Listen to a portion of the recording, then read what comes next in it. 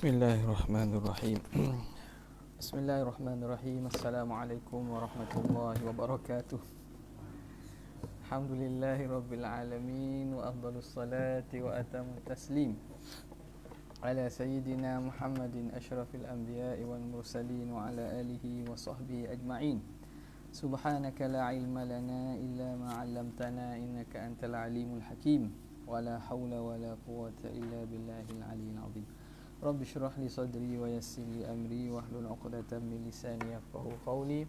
Saddid lisani wa hadi qalbi bihaqqi sayyidina Muhammadin sallallahu alaihi wasallam. Allahumma alhimna bil ilm wa zayyinna bil hilm wa akrimna bit taqwa wa jamilna bil afiyah. Allahumma akhrijna min dhulumatil wahmi wa akrimna bi nuril fahmi waftah alaina bi ma'rifatil ilm wa hassin akhlaqana bil hilm waj'alna mimman yastami'una al qawl fayattabi'una ahsana. Alhamdulillahirabbil alamin. Kalau nak rekod tu apa tak jauh. Dengar tak? Tak dekat. Apa rekod sama je. Apa tak? Rugi tak? Ke mana? Tak dekat. Okey, jelas boleh. Bismillahirrahmanirrahim. Kita sampai kat mana? Fadlu ilmi hadis. Itu tak? Muka surat 8 daripada kitab Almarhum Sayyid Muhammad bin Alawi Al-Maliki rahimahullahu ta'ala wa taghammadahullahu birahmatihi wa nafa'ana bihi wa bi'ulumihi wa asrarihi fid darain amin. Qala fadlu ilmi al-hadithi wa syarafu ahlihi. Kelebihan ilmu hadis dan kemuliaan ahli hadis. Ahli hadis ni, ilmu hadis ni mulia sebab dia berkait dengan penukilan tentang Rasulullah sallallahu alaihi wasallam. Maka Rasulullah semulia-mulia makhluk, ilmu yang berkait dengan Nabi juga akan dapat kemuliaan sebagaimana kemuliaan Nabi sallallahu alaihi wasallam. Wa qad warada fi fadilati ilmi al-hadithi wa ahlihi ahadithu.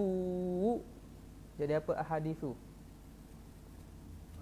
Fa'il bagi warada. Telah datang pada kelebihan ilmu hadis dan ahli hadis, datang oleh hadis-hadis kathiratun, yang banyak. Wa sa'adhkuru ashharaha. Nanti saya akan sebut, akan disebut nanti hadis-hadis yang masyhur berkait dengan kemuliaan ilmu hadis dan ahli hadis. Pertama, an Ibni Mas'ud radhiyallahu ta'ala anhu anna Rasulullah sallallahu alaihi wa alihi wasallam qala awlan nasi bi yaumal qiyamati aktharuhum alayya salatan. Seutama manusia yang paling utama bersamaku pada hari kiamat, aktsaruhum alayya salatan, ialah orang yang paling banyak selawat ke atasku. Manusia yang terutama bersamaku pada hari kiamat, orang paling banyak selawat. Rawahu Tirmizi wa hassanahu. Hadis ini diriwayatkan oleh Imam Tirmizi dan beliau menghukumkan hadis ni hasan. Okey.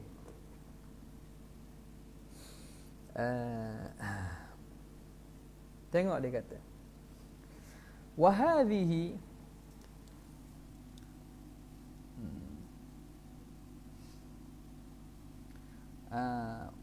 apa dia tulis tu? Wa hadhihi, betul tak tu? Dia tulis apa tu? Wa hadhihi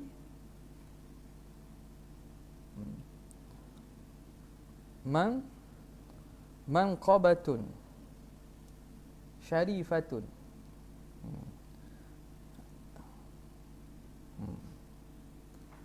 Manqabatun syarifatun.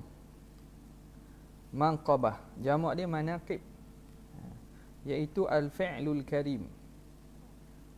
Manqabatun syarifatun, satu kemuliaan atau satu perbuatan mulia. satu manaqib syarifah yang mulia, takhtassu biruwatil athari, yang khusus kepada perawi-perawi athar, wa naqalatiha,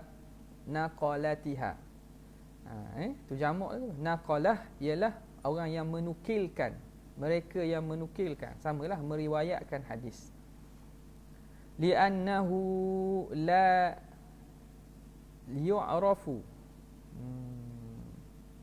li'isabatin, kerana tidak diketahui bagi sekumpulan minal ulama, sekumpulan ulama, minas salati ala Rasulillah, daripada yang meselawat ke atas Nabi sallallahu alaihi wasallam, tidak diketahui ada yang selawat kepada sekumpulan ulama yang mana banyak selawat pada Nabi, aktsaru mimma yu'rafu lihadhihi al-isabah, lebih daripada apa yang diketahui bagi kumpulan ini.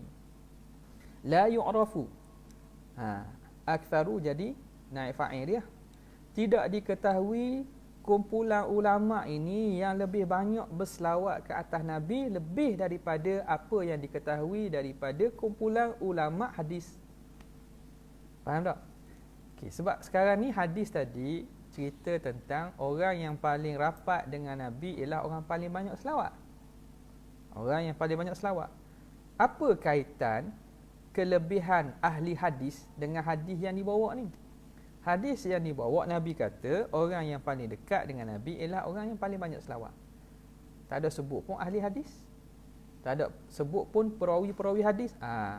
Jadi bagaimanakah hadis tadi istidlal dengan hadis kepada apa? Bahawa orang yang paling mulia dan kemuliaan ahli hadis ni begitu. Ni di wajah istidlal. Ini disebut tentang wajah istidlal.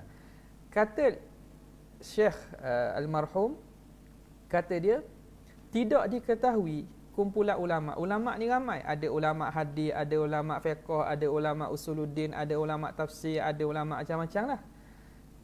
Ramai-ramai kumpulan isabah, ai jamaah minal ulama, kumpulan daripada ulama ini.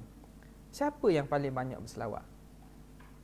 Kalau ikut dari segi logik dan juga rasional, tentu ulama yang bermain dan berkait dengan ilmu hadis. Tidak diketahui orang yang lebih banyak selawatnya lebih daripada ulama yang berkait dengan ilmu dia itu berkait dengan hadis. Kenapa? Sebab dia baca hadis Nabi kan? Berapa kali nama Nabi akan disebut dalam hadis? Berapa kali diulang nama Nabi? Jadi dengan secara rasional dan logiknya, memang ulama hadis ni kalau dia selawat lah. Tapi ghalibnya begitulah. Ghalibnya begitu. Mereka itulah orang paling banyak selawat. Jadi istidlal ni kalau ikutnya bukan secara mubasyarah lah. Tapi secara ada hujah. Ada wasaid perantaraan ni. Maknanya kerana apa mereka ini mulia? Kerana mereka banyak selawat. Bagaimana mereka banyak selawat? Kerana mereka baca hadis. Dan tak dapat tidak, bila baca hadis akan jumpa nama Nabi. Bila jumpa nama Nabi, dia akan selawat pada Nabi SAW.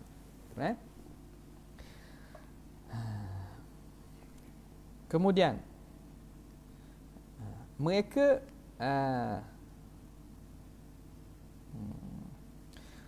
dia kata sini wa yukhalliduna turusa wa yukhalliduna dzikrahu, dan mereka mengekalkan sebutannya. Sebutan mana? Sebutan nama Nabi sallallahu alaihi wasallam fi turusihim. Turusihim ni makna kitab. Jamak kepada tirsun. Sahifah, helaian kitab. Okey. Mereka ni tentu bila menulis hadis, mereka akan kekalkan, dia akan tulis nama Nabi dalam tu kan. Dia akan tulis nama Nabi, berselawat pada tulisan yang mereka tulis pada kitab dan helaian kitab mereka tu, fi turusihim. Jamak tirsun. Turuh makna iaitu sahifah ataupun sahifah kutub, layang-layang kitab.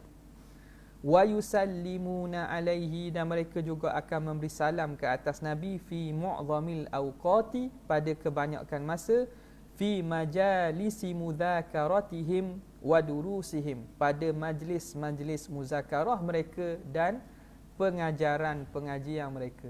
Bila baca hadis pasti akan jumpa nama Nabi. Banyakkan keadaan mereka akan selawat pada Nabi sallallahu alaihi wasallam. Faham? Jadi antara barakah mengadakan majlis sama hadis ialah orang yang hadir itu akan dapat dengar banyak. Pertamanya dapat mendengar hadis Nabi, keduanya berselawat kepada Nabi. Berselawat kepada Nabi. Faham? Jadi tengok ni istidlal jauh tu, kalau kita mungkin tak siapa kata apa kaitan hadis ini dengan kemuliaan ahli hadis. Dia ada. Walaupun tidak secara mubasyarah, tapi wajah istidlal itu wajah istidlal yang wajih, yang logik dan yang juga sesuai. Yang kedua, wa an ibni Mas'ud radhiyallahu ta'ala anhu qala sami'tu Rasulullah sallallahu alaihi wa alihi wa sahbihi wasallam yaqul naddarallahu imra'an sami'a minna syai'an faballaghahu kama sami'a farubba muballaghin aw'a min sami'in. Rawahu Tirmidzi wa qala hasanun sahih. Seterusnya, daripada Ibnu Mas'ud radhiyallahu taala anhu, Nabi sallallahu alaihi wasallam dia kata apa? Ibnu Mas'ud kata, qala sami'tu Rasulullah sallallahu alaihi wa alihi wasallam yaqul, mendengar Nabi hal keadaan baginda berkata, naddarallahu imra'an, moga-moga Allah naddara ni makna nawwara, Allah Taala menyinari. Dengan maksud apa? Wujuhun yawma idzin nadhiratun ila rabbiha nadhirah, muka bercahaya-cahaya. Moga Allah Taala mencahayakan, memberikan cahaya kepada apa? Imra'an, seseorang, sami'a minna, yang mendengar daripada kami syai'an, makna dengar daripada Nabi sesuatu, makna dengar hadis lah. Faballaghahu, lalu dia sampaikan hadis yang dengar pada Nabi, kama sami'a, sebagaimana dia dengar. Bagaimana Nabi cakap, dia sampaikan sebiji, sama macam Nabi cakap, satu-satu sama macam Nabi cakap. Jadi itu kelebihan dhab dengan itqan fi sama' dan juga tahdith, pada mendengar dan juga menyampaikan. Penting tu, makna lafaz hadis sebagaimana didengar dan diriwayatkan, disampaikan sebegitu juga. Hak tu yang paling tinggilah. Lepas tu darjat siqatun sabt, orang yang siqah. Sabt maknanya dia memang tidak tersalah, kalau salah pun sangat sikit. Tidak tersalah pada penyampaian pada hadis dia tu. Sebagaimana dia dengar, begitulah dia sampai. Ni kelebihan. Okay?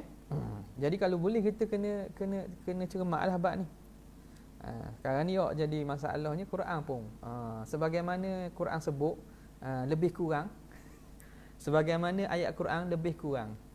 Ayat Quran lebih kurang. Lepas tu baca ayat Quran lebih kurang. Tak aja dengar tu. Ada keluar TV sekali. Rapuang. Jadi hadis tu kama qala. Hadis boleh diriwayat dengan makna. Di sisi para ulama mengharuskan riwayatul hadis bil makna. Maknanya kita tidak sampaikan dengan makna lafaz yang diambil pun tak apa, kecuali selagi mana maknanya sama. Itu dibolehkan, tapi Quran tak boleh.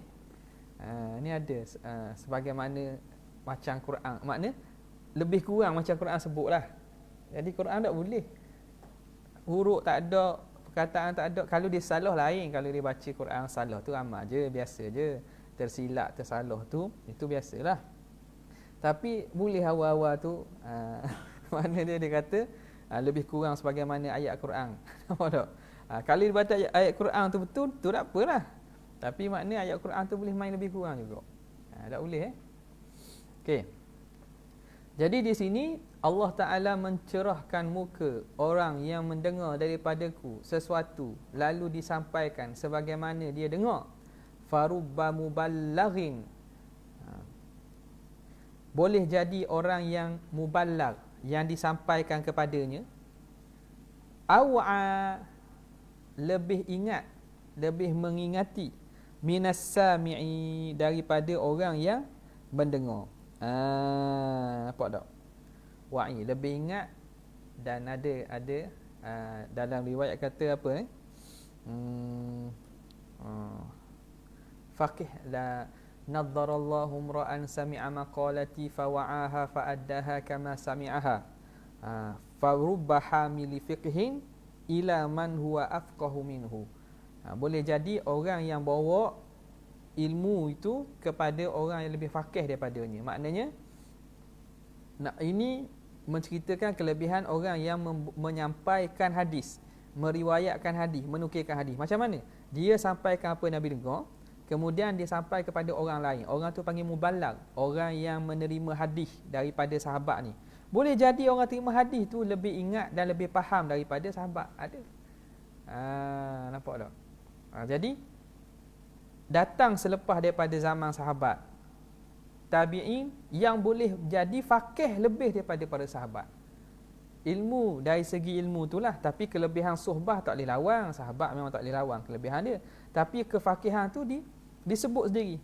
Farubba hamili fiqhin liman huwa afqah minhu. Boleh jadi orang yang bawa kefaqihan, bawa ilmu fiqh, yakni bawa ilmu tu, bawa hadis itu. Sahabat lah kita ambil contoh. Dia bawa kepada orang yang lebih faham daripada sahabat. Berlaku tak masalah. Jadi ulama' tanyalah, ataupun para ulama' bincang, boleh jadi ke makna orang akhir zaman ni lebih faqih daripada golongan-golongan terdahulu? Ini kata ini daripada hikmah Allah Ta'ala. Allah Ta'ala menyimpankan sebahagian ilmunya beri kepada umat akhir zaman supaya ada bahagian. Kalau ilmu kelebihan tu, kefahaman tu letak pada umat awal, tak ada bahagian kita. Tak. Dia kata Imam Syafi'i hebat daripada sahabat Imam Syafi'i. Tu tak pelik. Hebat dari segi fiqh, dari segi keilmuan, Imam Fakhruddin Ar-Razi lebih otaknya, contohnya, kefahaman akalnya. Tu tak pelik. Sebab ulama kata Allah kadang-kadang sahaja menyimpan ilmu tu pada umat akhir zaman supaya mereka dapat juga bahagian daripada ilmu. Kalau boleh kepada orang awal belaka, tak ada bahagian kita. Nampak tak?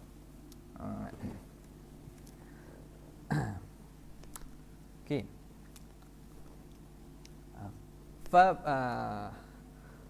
Faballaghahu farubba muballighin, boleh jadi orang yang disampaikan kepadanya aw'a, lebih ingat atau lebih faham, min sami'in, daripada orang yang mendengar, yakni orang yang terima langsung daripada Nabi SAW. Tengok di sini dia syarah apa? Aw'a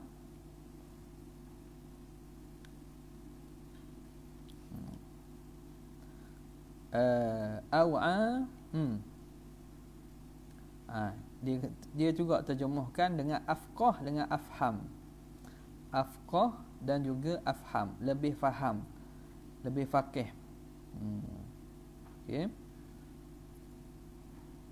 Aw'a minas sami'i. Ahfazu. Dalam riwayat lain kata ahfazu min sami'in. Sebab tu kita tak pelik Imam Bukhari rahimahullah ta'ala. Imam Bukhari berapa dengan sahabat ni, tapi banyak dia hafal. Tak pelik. Kerana apa? Kelebihan tu Allah Ta'ala bagikan ikut zaman-zaman. Ada zaman terakhir ni Tuhan buka kelebihan ni, buka kelebihan ni. Habis.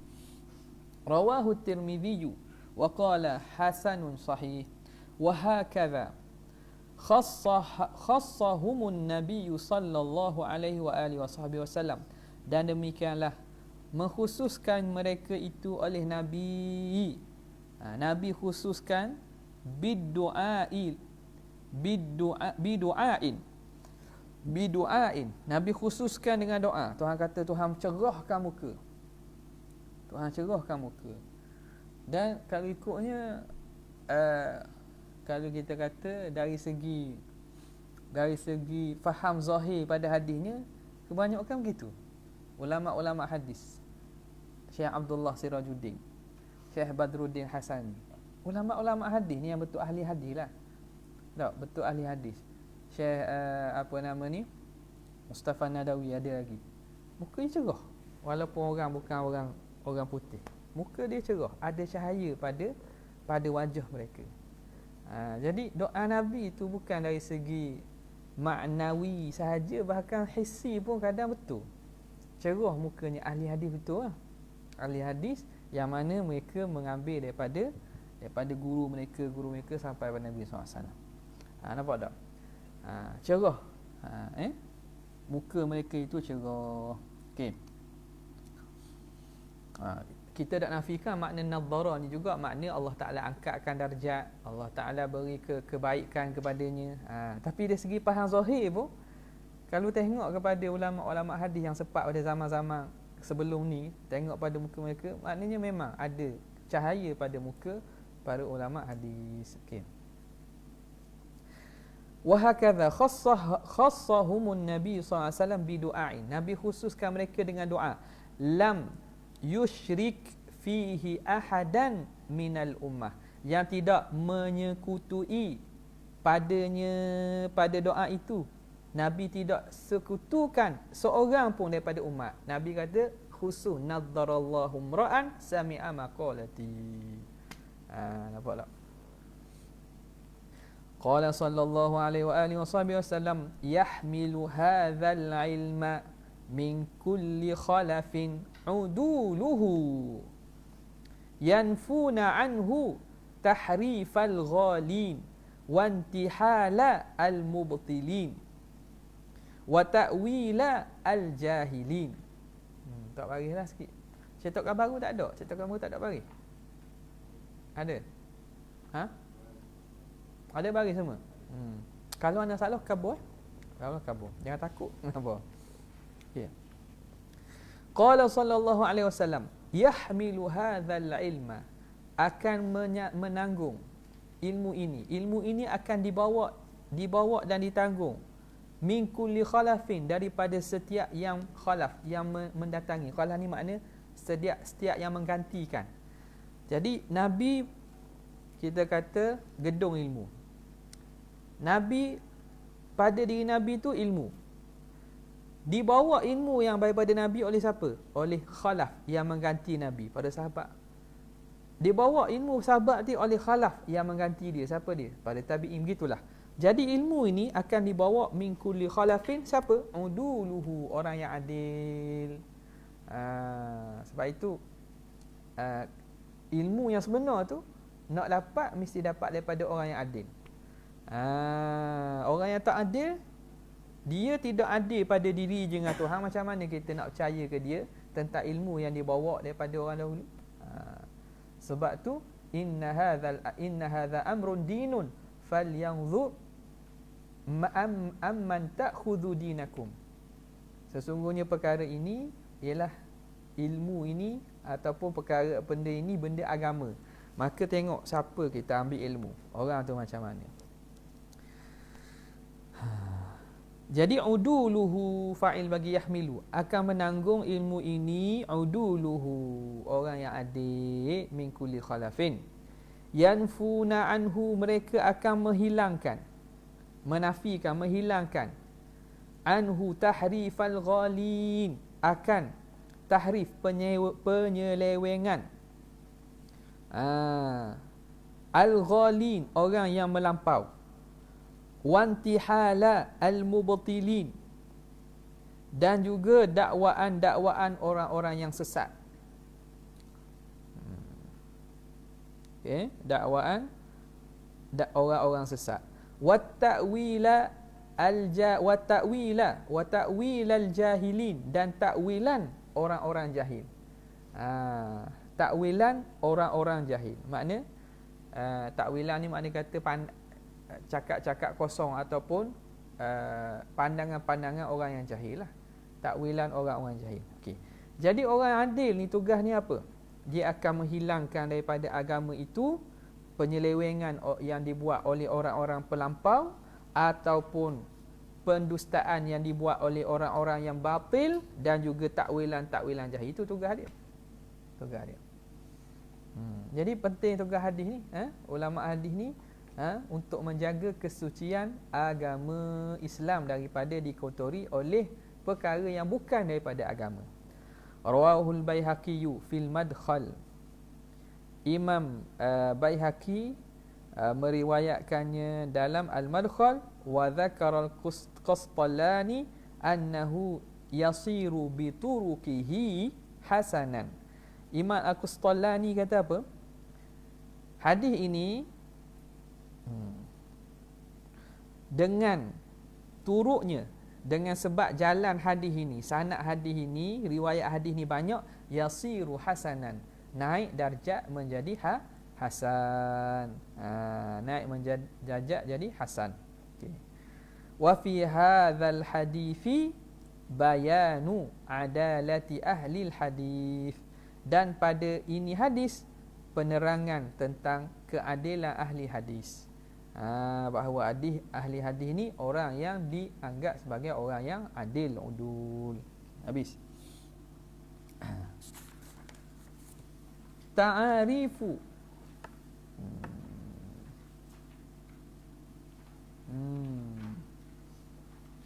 Ta'arifu awwaliyatun. Tak bagi itu ke? Dia tak bagi tak tajuk? Tak. Ta'arifu awwaliyatun. Ai hadhihi ta'arifu awwaliyatun. Ini ta'rif yang permulaan-permulaan. Maknanya perkara-perkara asas. Ta'rif asas yang berkaitan dengan hadis ni. Ingatlah ni. Okey. Pertama, al-haditsu lughatan. Hadis pada bahasa diddul qadim, lawan kepada qadim. Ini jelaslah ni. Hadis makna baharu, lawannya qadim. Qadim makna lama pada bahasa.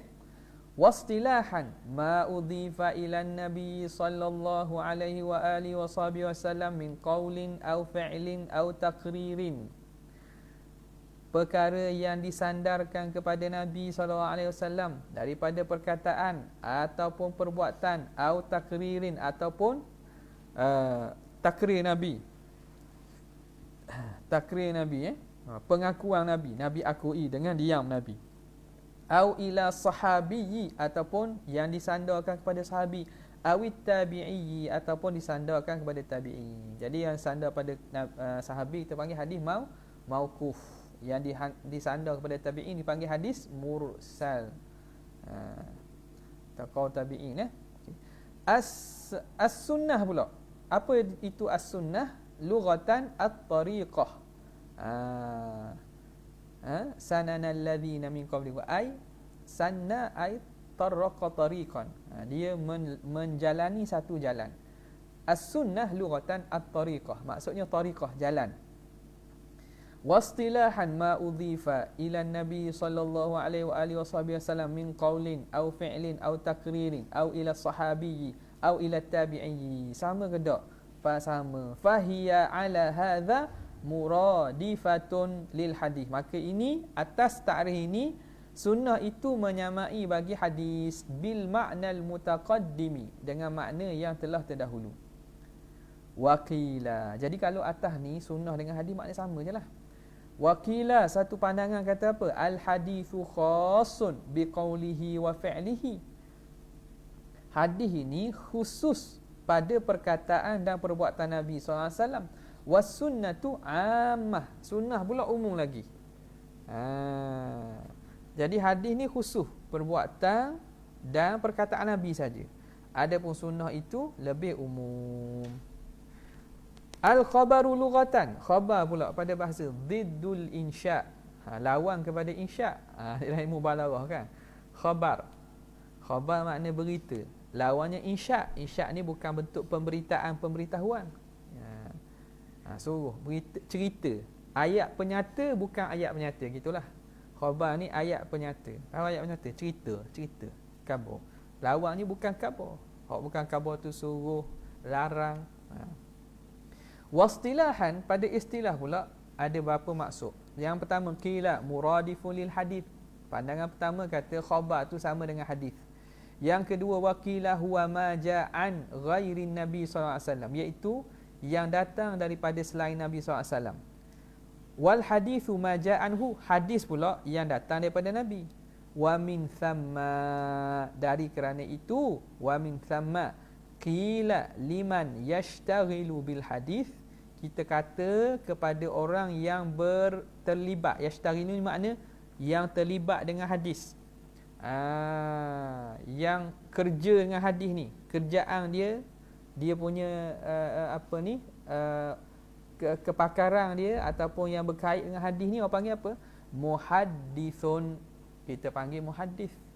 Orang yang terlibat dengan periwayatan, cerita daripada Nabi ni orang panggil muhaddith. Wa bitawarikhi wa nahwiha, dan orang yang terlibat dengan tawarikh. Tawarikh ni apa? Sejarah-sejarah.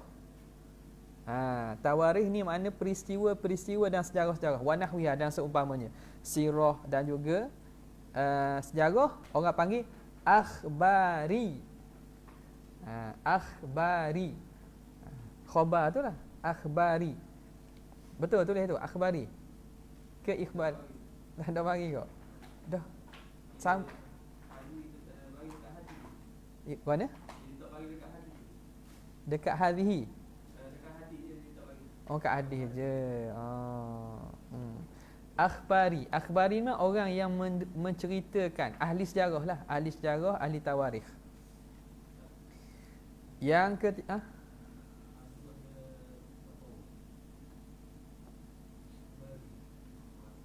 ikhbari situ.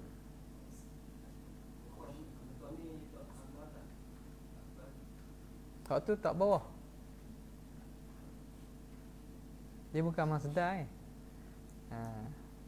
Dia akhbar, nisbah, tak ya nisbi, akhbari. Ala ghairil qiyas. Kalau ikut qiyasnya, dia kena ya nisbah kena kembalikan kepada mufrad, khabari. Gitu. Tapi kerana takut bertukar, maka diletakkan ya nisbah pada isim jamak. Kalau kaedah letak ya nisbah, mesti dikembalikan isim tu kepada mufrad dia. Nampak? Ma'rad ad-dauli. Itu yang tepatnya lah. Dauli, daulah, dauli. Ma'ahid al-islamiyah. Jadi ma'hadi al-islami. Apa tak? Kalau kita nak tak nisbah, kembalikan kepada mufrad, kecuali idzal tabasa, kecuali takut berubah atau terkeliru dengan nama lain, maka ketika itu harus untuk diletakkan ya nisbah pada isim jamak. Contoh sini, akhbari. Kalau ikhbar tu masdar bagi akhbara. Okey. Mana tadi? Akhbariyun. Orang yang terlibat dalam cerita-cerita menghikayatkan tarikh dan sejarah-sejarah. Okey. Yang ketiga, waqila al-haditsu akhassu minal khabar. Hadis itu lebih khusus daripada khabar. Jadi khabar tu umum, hadis tu khusus lagi. Fa kullu haditsin khabarun la aksu. Maka setiap hadis itu khabar, tapi bukan setiap khabar itu hadis, tidak sebaliknya. Okey.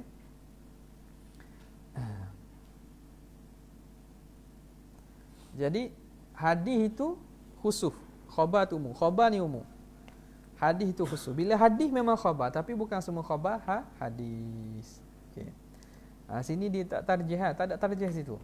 Rasanya banyaknya masyhur dengan pandangan ketiga ni lah. Pandangan ketiga ataupun yang pertama boleh juga. Okay. Al-athar. Okey, sekarang ni al-athar. Lughatan baqiyatud dari wa nahwiha.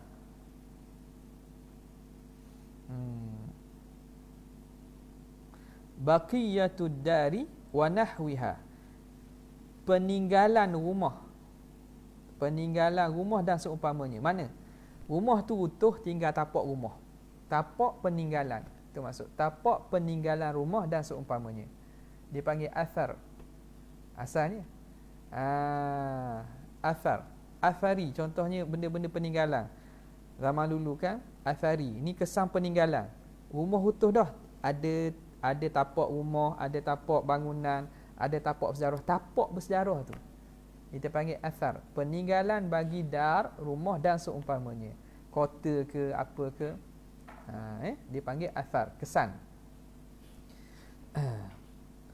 Wastilahan, dan pada istilah pula, qila, juga khilaf. Muradifun lil hadis. Athar ni sama dengan hadis. Kama qala Nawawi, sebagaimana kata Imam Nawawi, innal muhaddithina yusammuna al-marfu'a wal mawqufa atharan. Ahli hadis menamakan hadis yang marfu', yang sapa ke Nabi, sandar ke Nabi, ataupun mauquf, hadis yang terhenti pada sahabat, dinamakan athar. Maka ketika itu athar dengan hadis ni makna sama. Yang kedua, waqila huwa ma jaa 'anis sahabah. Athar ni ialah hadis daripada sahabat. Makna apa? Perkataan sahabat. Ya'ni annal athara yutlaqu 'alal mauquf. Athar ini diitlaq, disebut dan dipanggil kepada hadis mauquf. Hadis sahabat kita panggil athar. Ini pandangan kedua. Wala'alla wajhahu annal athara baqiyatu syai'i. Boleh jadi wajah munasabah kenapa dipanggil hadis mauquf ni athar. Apa logiknya? Apa rasional? Apa munasabah? Kerana la'alla wajhahu annal athar, kesan itu baqiyatu syai'. Bila kata athar tu dia peninggalan sesuatu. Wal khabaru ma yukhbaru bihi. Khabar pula apa yang diberitakan, diberitahu dengannya. Falamma kana qaulus sahabiyyi, tatkala perkataan sahabat itu baqiyatan min qaulil mustafa, dia itu baki peninggalan daripada perkataan Nabi SAW. Tatkala perkataan sahabat ni apa? Dia tu peninggalan daripada perkataan Nabi. Wa kana aslul ikhbari innama huwa anhu sallallahu alaihi wasallam.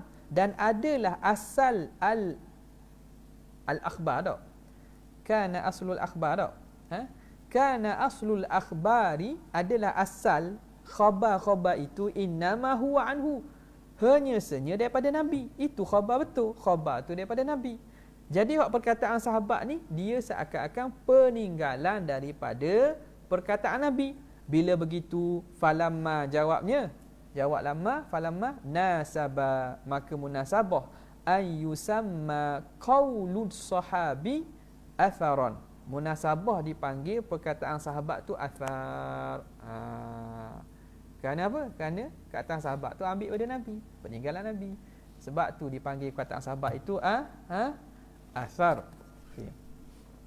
Wa qawlu nasaba an yusamma qawlu sahabi atharan wa qawlul Mustafa sallallahu alaihi wasallam khabaran. Dan perkataan Nabi itu kita panggil khabar.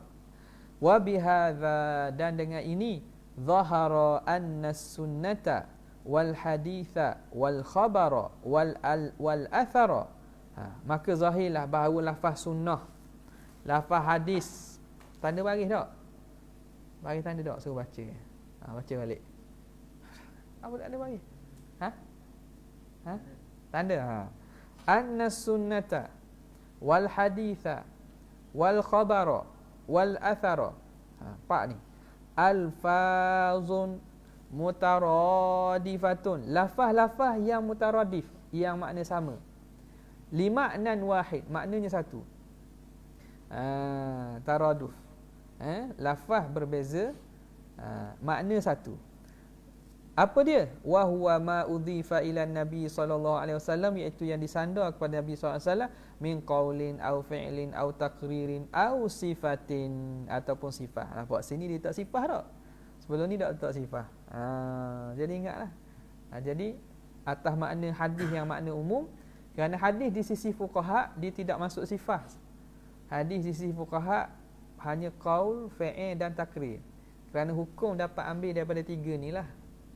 Pada ghaliknya hukum ambil daripada perkataan Nabi, perbuatan Nabi atau takrir Nabi, diam Nabi.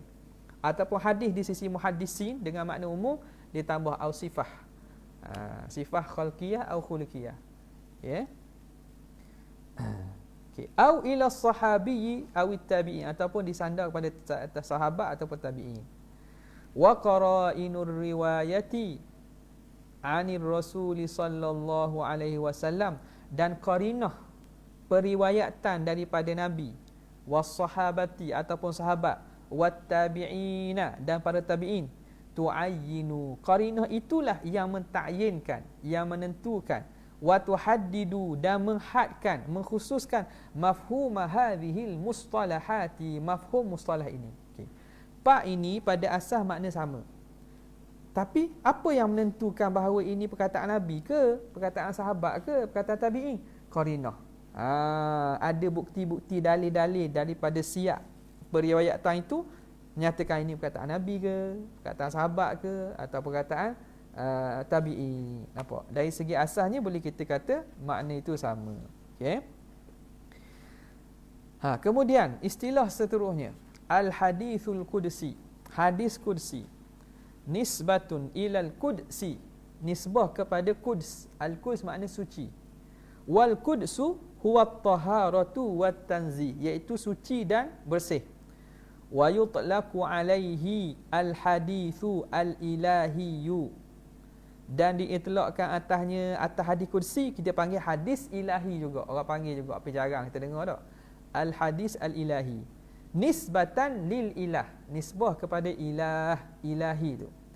Wal hadithur rabbaniyyu, dan diitlaq juga hadis rabbani.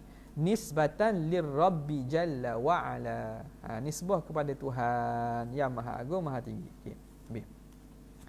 Apa itu hadis qudsi? Wa huwa fil istilahi, pada istilah, ma adhafahu ar-rasul sallallahu alaihi wa alihi wasallam wa asnadahu ila rabbih azza wa jalla min ghairil Quran. Hadis qudsi ialah apa yang disandarkan oleh Rasulullah dan disandarkan, disandar, diidhafat, asnada wa adhafa, samalah, disandar kepada Allah Ta'ala yang selain daripada Quran. Nabi SAW sebut qala Allahu azza wa jalla, tak, inni haramtu zulma ala nafsi wa ja'altuhu bainakum muharrama. Contohlah, Nabi sebut qala jalla wa ala, qala Allahu Ta'ala, qala jalla fi'ulah. Nabi khabar, Tuhan khabar, Tuhan beritahu, tapi dia bukan ayat Quran. Maka perkataan itu kita nama sebagai hadis kursi. Mudah ya. Mithaluhu, contohnya, qala Rasulullah sallallahu alaihi wa alihi wasallam. Tu ada hadis itu juga. Qala Allah tabaraka wa taala, ya ibadi, wahai hamba-hambaku, inni haramtu zulma ala nafsi, aku telah haramkan zalim, kezaliman atas diriku, wa ja'altuhu bainakum muharrama, dan aku jadikan zalim itu di antara kamu haram, fala tadzalamu, jangan kamu saling zalim menzalimi. Ditulis kat mana tu? Za ada sabdu tak? Tadzalamu. Rasa siapa apa? Ni ada 40 Ada sabdu tak? Boleh dua. Tazalamu atau tadzalamu. Ingat tak gitu ah?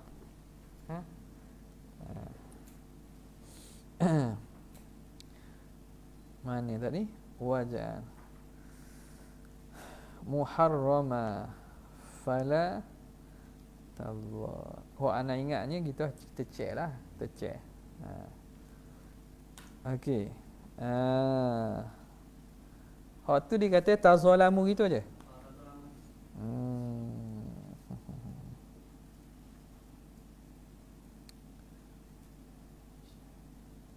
Wa ja'altuhu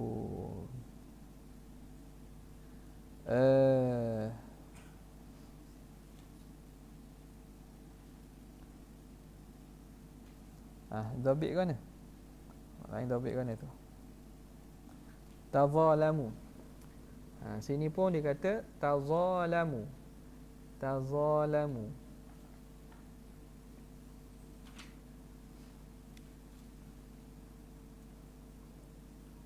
Hak lain tak ada. Saya tengok dalam tu. Tazalamu. Jangan kamu saling zalim menzalimi.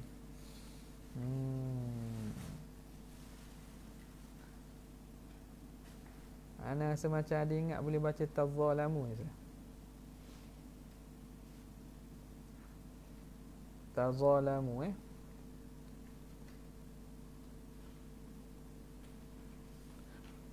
wa ja'altuhu bainakum muharrama fala tazalamu. Jangan kamu saling zalim menzalimi.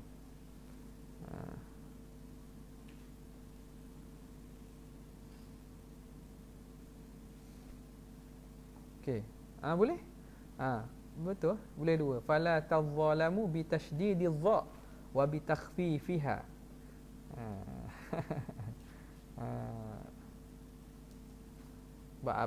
Ingat lama dah apa? Tapi jangan cek balik Jadi tazalamu atas wazan apa? Tatazalamu. Tatazalamu asalnya. Tazalamu. Jadi berlaku idgham tu. Fala tazalamu ay tazalamu ay tatazalamu. Jadi boleh baca dengan takhfif tazalamu ataupun tazalamu. Jangan kamu zalim menzalimi antara kamu. Aku jadikan zalim itu haram. Aku haram buat zalim atas diri aku. Aku haramkan zalim kat atas diri aku. Dan aku jadikan perbuatan zalim itu haram di antara kamu. Maka jangan kamu zalim menzalimi antara satu sama lain. Al-haditha. Okey. Jadi itu contoh hadis kursi. Wa qaulu sahabi sallallahu wa qaulu sahabi radhiyallahu taala anhu. Perkataan sahabat contohnya. Qala Rasulullah sallallahu alaihi wa alihi wasallam fima yarwihi an rabbih azza wa jalla. Tu contohnya nak tahu hadis kursi. Sahabat kata telah berkata Rasulullah pada barang yang meriwayatkan baginda akannya akan barang daripada Tuhan azza wa jalla. Wa hakadha, dan begitulah contoh-contoh lain lagi. Okey. Wa summiya hadithan, dan dinamakan hadis kursi ni hadis li'annahu min qaulir Rasul sallallahu alaihi wasallam, kerana dia daripada perkataan Nabi. Wa min hikayatihi lahu ar-rabbih, dan daripada hikayat penceritaan pengkhabaran Nabi tentang Tuhan. Dia beza dengan kalamullah. Jadi kalau kita boleh buat tiga lah. Pertama hadis Nabi, yang kedua hadis kursi, yang ketiga Quran. Okay. Semua ini semua termasuk wama yantiqu anil hawa in huwa illa wahyun yuha. Sama ada Quran ataupun hadis kursi ataupun hadis Nabi, perkataan Nabi sendiri, Nabi tak akan bercakap kecuali daripada wahyu. Maknanya segala sandaran daripada wahyu. Okey. Ada pun Quran jelaslah. Lafaz dan makna daripada Allah. Apa? Lafaz dan makna daripada Allah. Makna lafaz Quran tu Allah yang turunkan, dan maknanya Allah Ta'ala yang tentukan. Makna lafaz tu lah. Jadi lafaz dan makna daripada Allah. Itu maksud Al-Quran tu, lafaz dan maknanya daripada Allah. Apa beza hadis kursi dengan hadis biasa? Hadis kursi lafaz daripada apa? Hadis kursi lafaz daripada Nabi. Sebab tu panggil hadis. Orang tak panggil dia Quran ataupun qadim. Sebab lafaz tu hak Nabi. Lafaz hadis kursi lafzuhu minan nabi wa ma'nahu minallah. Makna daripada Allah. Okey. Hadis Nabi hak bukan hadis kursi. Lafaz daripada siapa? Hadis biasa Nabi. Lafaz daripada Nabi lah. Makna daripada makna pada Nabi menyalahi wa ma yantiqu anil hawa. Makna daripada Allah juga. Jadi hadis kursi dengan hadis Nabi, makna daripada Allah, lafaz daripada Nabi. Dah apa beza? Bezanya hadis kursinya didahului dengan perkataan qala Allah Ta'ala qala azza wa jalla, qala Rasulullah fima yarwihi an rabbih. Tu je.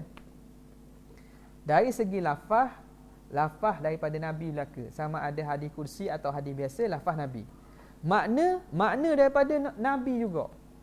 Nabi daripada Allah. Makna daripada Allah.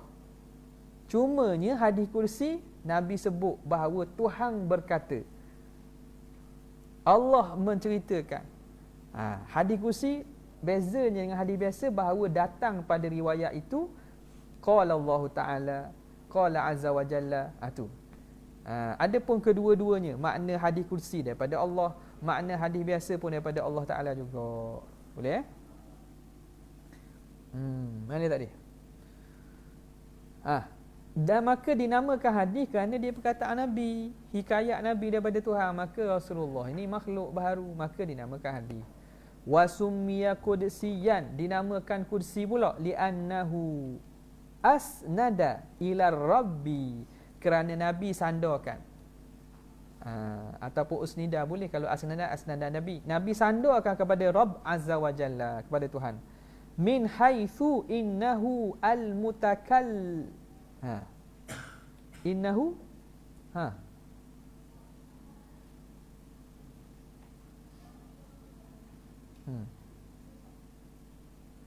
min haitsu innahu min haitsu, dari segi Tuhan itu mutakal benda Tuhan itu li'annahu summiya ay summiyal hadisu qudsiyan li'annahu. Kita nak kata li'annal hadis pun usnida pun boleh. Li'annal hadisul qudsiyu usnida ila rabbi, disandarkan kepada Tuhan. Min haitsu, dari segi aspek innahu.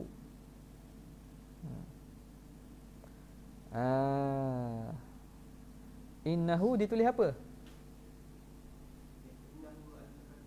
Mutakallim ke mutakallam? Tulis lagi. Innahul mutakallimu bihi, dia Tuhan yang bercakap dengannya, Tuhan kata begitu. Wal munsyi'u lahu, yang mengadakan baginya. Dia segi kalam-kalam Tuhan juga. Wa huwa al-munazzahu, dan dia Tuhan itu maha suci, an kulli ma la yaliq, daripada setiap perkara yang tidak layak. Tuhan maha suci daripada setiap perkara yang tidak layak. Jadi disandarkan kursi kenapa? Dari segi aspek tu, kalam itu datang daripada Allah juga. Kalam datang daripada Allah, dan dia yang mengadakannya, munsyid, dia mengadakannya. Dan dia Tuhan itu maha suci daripada perkara yang tidak layak. Okey. Wa min ma'rifati haqiqatil hadisil qudsi, maka daripada mengetahuinya hakikat hadis kursi, yazharul farqu, maka zahirlah al farqu, oleh perbezaan, bainahu wa bainal Quran, antaranya antara hadis kursi dan antara Quran, wal hadisin nabawi, dan di antara hadis nabawi. Okey.